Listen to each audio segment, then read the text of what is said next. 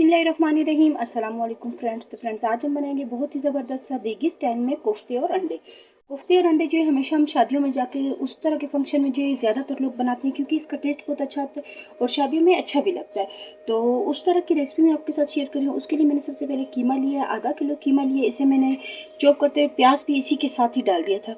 तो कीमे में जो है प्याज भी डाला था और सब्ज़ मिर्ची भी डाली थी, थोड़ा सी ग्रीन शेड दे रहे। तो सब्ज़ मिर्ची भी जो हमने मशीन में ही डाल दी थी, ताकि ये जो है इसका जायका इसके साथ अच्छे से आ जाए। फिर इसे जो है हमने जाली में रख देना है, ताकि इसका पानी जो है बिल्कुल अच्छे से हमने उसको खुश कर लेना है। और इसके बाद जो है इसे हम यानी कि इसमें भी प्याज और सब्ज़ मिर्ची डली हुई कीमे में, तो पानी जो है इसका हमने अच्छे से खुश कर लेना है। इसके बाद इसमें हमें चाहिए मसाले, मसालों में हमें चाहिए नमक। ये सारी चीज़ें जो मैंने थोड़ी ज़्यादा ली, क्योंकि हम थोड़ा सा कोफ्तों में डालेंगे और थोड़ा मसाले में। तो उसके लिए हमें नमक चाहिए। नमक जो 1.5 चम्मच के करीब, बेसन जो बड़ा 1 चम्मच लिए, लाल मिर्चों का पाउडर 2 चम्मच लिए, 1.5 चम्मच जो लाल कुटी मिर्ची लिए, हल्दी पाउडर आधा चम्मच लिए, जीरा वो भी आधा चम्मच लिए, और आधा चम्मच मैंने लिए गरम मसाला। क्योंकि हम अंडे इसके अंदर डालेंगे तो 3 अदद, जितना आप इसमें तो ज़्यादा ही अच्छे लगते हैं, लेकिन फ़िलहाल मैंने 3 अदद ही लिए। तो 3 अदद अंडे लिए बॉयल किए हुए, और एक अदद जो अंडा मैंने लिए वो है कच्चा। ठीक है, तो इसे हम कच्चा भी यूज़ करेंगे, और बॉयल किए हुए वो फिर सालन जो मसाला हम बनाएंगे उसमें डालेंगे। इसी के साथ मैंने प्याज, टमाटर और सब्ज़ धनिया और सब्ज़ मिर्ची ले लिए।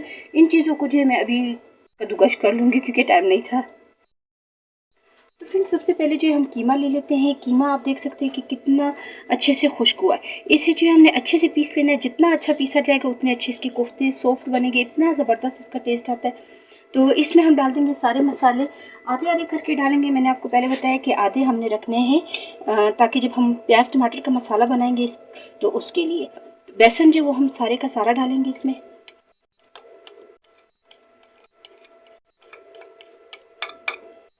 इसी के साथ जाएगा गरम मसाला। गरम मसाला भी जो मैंने लिया था सारा इसी में जाएगा। जो चीज़ें सारी जाने वाली वो हम इसी में डाल देंगे, और जो आधी आधी करने वाली है जैसे नमक है, लाल मिर्ची, ये चीज़ें जो है हम आधा आधा करके डालेंगे। तो लाल मिर्चों का पाउडर भी हमने आधा डाला, लाल कुटी हुई मिर्ची जो वो भी हमने आधी डाली, थोड़ा सा हम हल्दी पाउडर भी डाल देंगे, और इसी के साथ मैं डाल दूँगी थोड़ा सा ज़ीरा। ये सारी चीज़ें मिक्स कर ली। इसमें मैं अब शामिल करूँगी, हमारे पास जो एक अदद अंडा मैंने कच्चा लिया था उसे ले लेंगे। कच्चा अंडा जो लाजमी डलता है, चाहे कोफ्ते बनाए चाहे कबाब बनाए, और देख के डालें, ख़राब ना हो, नहीं तो कीमा वगैरह भी वेस्ट हो जाएगा। तो इस तरह से हमने ये सारा डाल लिया है। अब इसे सब चीज़ों को जो हम अच्छे से मिक्स कर लेंगे।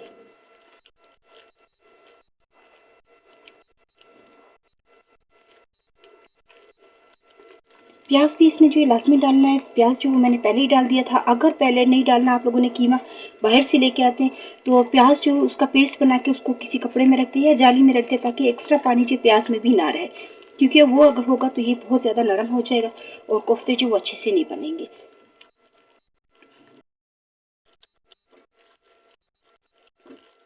अंडा डालने जो हमने इसके अंदर अंडा डाला था, उसके बावजूद आप देखिए कितना अच्छा सा बेटर जो इसका रेडी हो गया।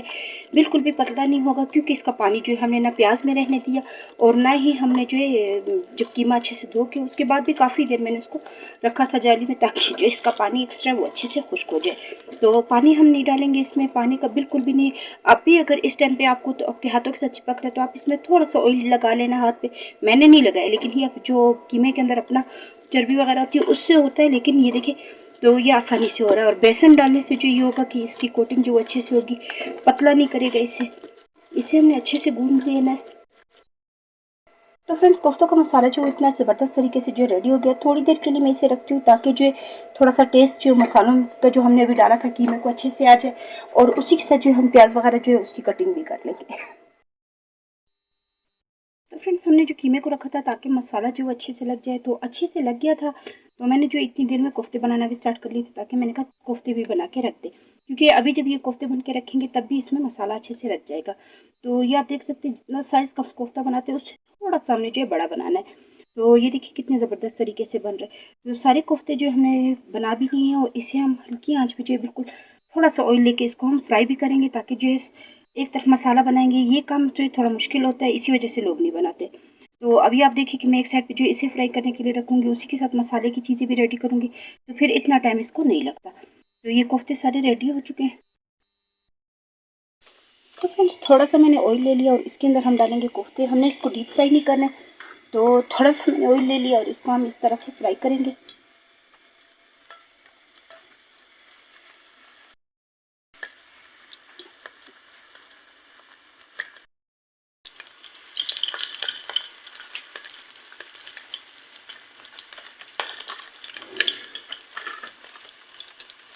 देखो जी, मैं दोबारा से कोफ्तों को जो है थोड़ा सा हाथ के ऊपर कर रही हूँ, मल रही हूँ थोड़ा सा पानी या ऑयल लगा के, ताकि जो ये खुले ना। तो थोड़ा सा एक दफ़ा दोबारा से इसको रिफ्रेश करके दोबारा से इसको मैं फ्राई करूँगी। तो बिल्कुल बनने में रेडी है, बिल्कुल सही है, लेकिन एक दफ़ा करने से जो ये होता है कि अच्छे से दोबारा से शेप अच्छे से आ जाती है। और कोफ्ते जो है वो आप देख सकते हैं साइज़ में जो वो बड़े होते हैं।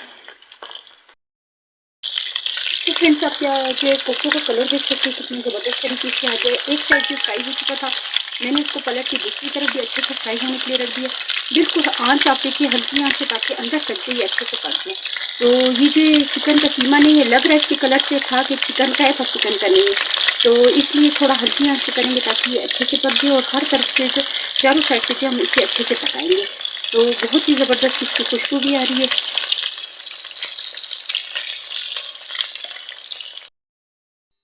कोफ्ते जो हमने अच्छे से फ्राई कर लिए, कितने ज़बरदस्त तरीके से जो वो रेडी हो गया है। लाइट सा फ्राई करना है, लेकिन हल्की आंच पे किए तो अंदर तक जो अच्छे से पक चुके हैं। तो अब जो हम इसका मसाला रेडी करते हैं, मसाले के लिए जो हम सबसे पहले ले लेते हैं ऑयल।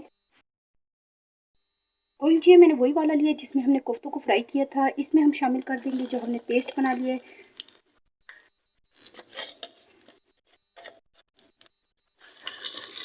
इसे जो हम अच्छे से फ्राई करेंगे, और इसका कलर थोड़ा सा हम डार्क रखेंगे प्याज का।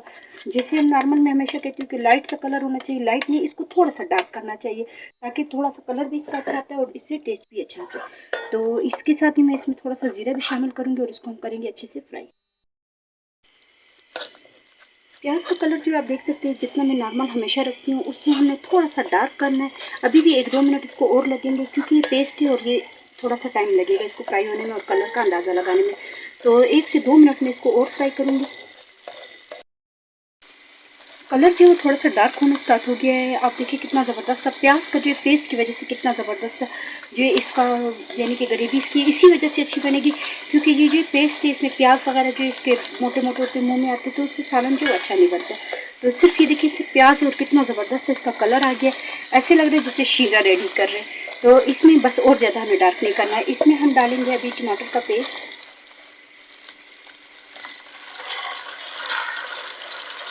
थोड़ा सा मैं पानी शामिल करूँगी ताकि प्याज जो और ज़्यादा फ्राई ना हो। थोड़ा सा पानी जो है इसी में, जिसमें मैंने पेस्ट बनाया उसी में डाल के मैं इसको डाल देती हूँ इसमें।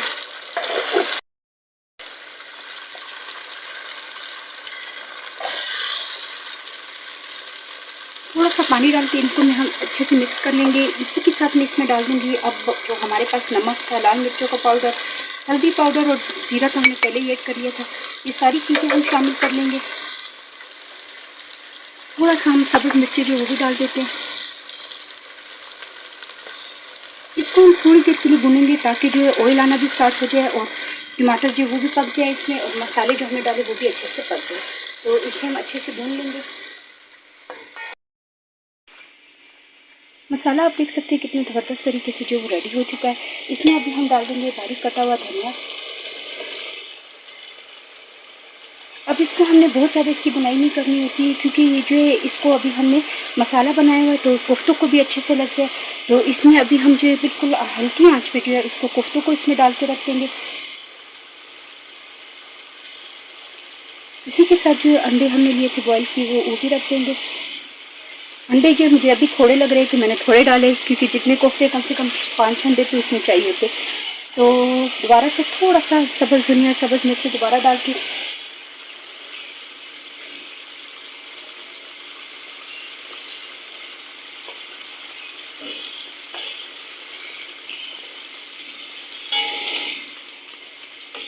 बस इसे जो है, तो फ्रेंड्स हमने कोफ्ते और अंडे जो मसाले के अंदर शामिल कर लिए और बिल्कुल हल्की आंच पे जो है इसे हम दम पे रखेंगे। इसमें क्योंकि मैंने देखो टमाटर का पेस्ट जो है मैंने थोड़ा सा ज़्यादा बनाया, तो इसकी ग्रेवी अच्छी से बन जाएगी। अगर आप लोगों को लगता है कि थोड़ा सा पानी कम है, तो बिल्कुल आधे कप के करीब इसमें आप पानी भी शामिल करके तब दम पे इसको रख सकते हैं। तो मैं जो है इसे दम पे इसी तरह रखूँगी, मैं इसमें पानी शामिल नहीं कर रही।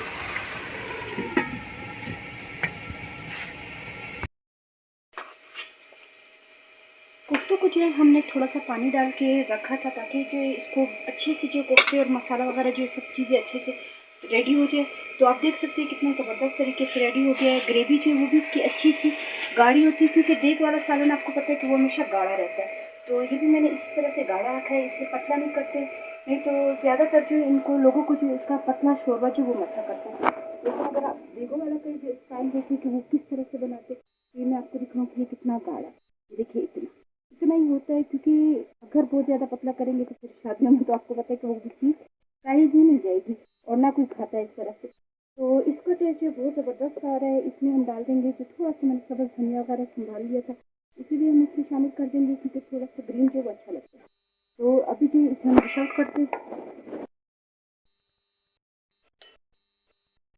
कोफ्तों का साइज़ जो वो मैंने आपको बताया कि थोड़ा सा बड़ा रखना है, और इतने अच्छे हमने हल्की आंच पे पहले इसको फ्राई किया था, और उसी के साथ जो है हमने इसको जो है ना दोबारा मसाला लगाकर, मसाले में भी जो है अभी जो प्याज टमाटर का मसाला बनाया उसमें भी हमने इसको काफ़ी देर रखा, तो उसकी वजह से अंदर कोफ्ते अंदर तक इतने अच्छे ज़बरदस्त तरीके से जो सॉफ्ट हो गए।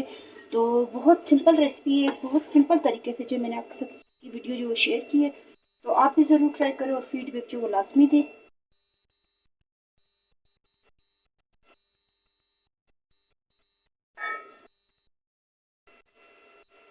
इसमें ऑयल जो है वो भी थोड़ा सा ज़्यादा डलता है ताकि जो है इसका कलर और ज़्यादा अच्छा लगे, और खाने में जो है जब तक ऑयल ज़्यादा ना हो तो तब भी उसका मज़ा नहीं आता। तो ये आप देख सकते हैं कितने ज़बरदस्त तरीके से जो है आपके साथ मैंने रेसिपी शेयर की है।